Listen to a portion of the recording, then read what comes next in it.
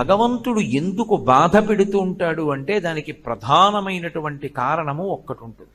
గత జన్మలలో ఏదో పాపం చేసినది ఉంటుంది. ఆ పాపం ఎవరికి తెలుసు అంటే మనకి తెలియదు. ఆ జన్మలో శరీరాన్ని విడిచిపెట్టేసినప్పుడు ఇక మనకి ఆ జన్మ గురించి తెలియదు. కానీ ఆ జన్మలో జీవుడు ఏం చేశాడో భగవంతుడికి తెలుసు. అది చిత్రగుప్తుడంటే.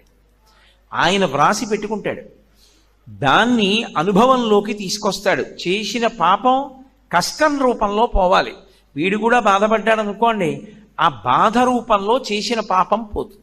ఎప్పుడో ఎవరినో అనరాని మాట ఏదో అన్నాడు, వాళ్ళు చాలా బాధపడ్డారు 2 గంటలు.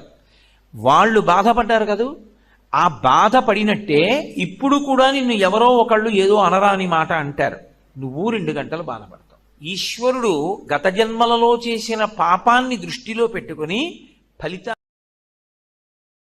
అరుణాచల శివ అరుణాచల శివ అరుణాచల శివ అరుణాచల అరుణాచల శివ అరుణాచల శివ